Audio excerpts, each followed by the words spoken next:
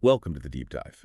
Today, we're taking a closer look at King Solomon, specifically what happened after the huge projects of the temple and his palace. Right, we're looking at 2 Chronicles chapter 8. It gives us this fascinating window into his ongoing work. Yeah, things like rebuilding cities, organizing labor, keeping up religious practices, and even international trade. Exactly. And our goal here, is to see what we can pull from these ancient actions. What insights are still relevant for us, especially for strengthening our faith today? Okay, so let's jump in. Right away, chapter 8 talks about more building.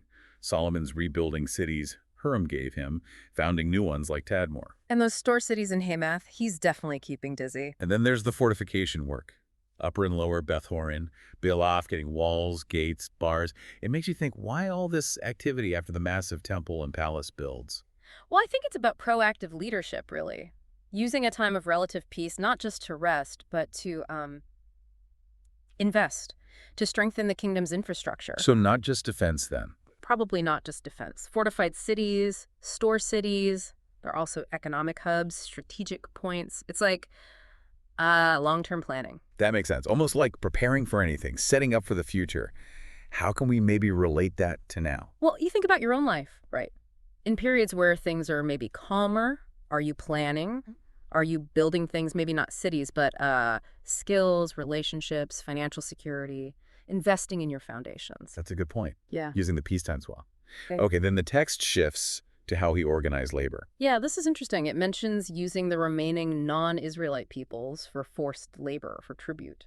While the Israelites themselves were soldiers, officials, commanders, that sort of thing. Right. There's a clear structure there. And while we have to be careful with the historical context of forced labor, the principle underneath this may be about delegation, recognizing different roles and strengths. So putting people where they fit best, essentially. Kind of. It's about organizing effectively, using the skills available within the community. Are we, good at that today? In our teams, families, churches, leveraging everyone's unique abilities. Definitely something to consider.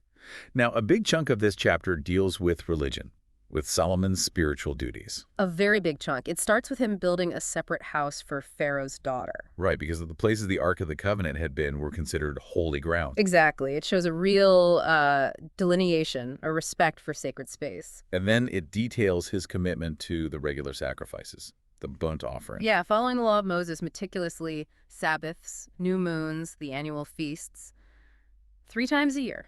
Plus, he keeps the structure David set up for the priests and Levites, their duties in praise and service. It all points to this deep commitment to maintaining religious order, consistency, following the established commands. What does that tell us? The importance of routine in faith. I think so. It highlights the value of spiritual discipline, of tradition in our, often chaotic modern lives. Having those regular practices, those anchors, it can be really grounding. It connects you back, keeps things centered. Absolutely. It's about consistent faithfulness, not just, grand gestures now and then. Okay, and then there's this final bit about trade. Solomon going down to the Red Sea coast. Yes, to Ezion-Geber and Eloth. And he partners with Hiram again. King of Tyre, right. Hiram sends ships and experienced sailors. And together, they go to Ophir and bring back a massive amount of gold. 450 talents, the text says. Wow, so this is like early international collaboration, globalization almost. In a way, yeah. It shows Solomon looking beyond his borders, seeking partnerships, engaging in economic activity on a larger scale. What's the takeaway there? Be open to working with others. I think it's about recognizing the potential for growth through wider connections, looking beyond your immediate circle. Diverse perspectives, different skills that can bring unexpected benefits. It applies in business, sure, but also maybe in our spiritual lives, learning from different traditions or people. So we pull all these threads together, the building, the organization, the religious faithfulness, the trade. What are the core lessons for us, especially for our faith? Well, one big thing is stewardship, isn't it? Solomon is managing resources, time, people, religious duties. It's a holistic approach. Not just focusing on one thing, but managing the whole picture. Right. And for faith, that might mean seeing how our work, our family life, our personal growth, how all of it connects to our spiritual commitment. It's not just Sunday morning, it's everything. Integrating it all. Yeah. And the delegation piece reminds us to work with others, leveraging strengths. The religious consistency points to honoring foundational principles and practices in our own lives. And the trade. Openness. Collaboration, seeing the value and connection in diverse partnerships, maybe even being willing to explore beyond our comfort zones for growth. It seems like Solomon was trying to balance the practical needs of governance with a deep religious commitment. Exactly. And maybe that's the key. His faithfulness wasn't just in the grand temple project, but in these ongoing, sometimes administrative tasks, the day-to-day stuff.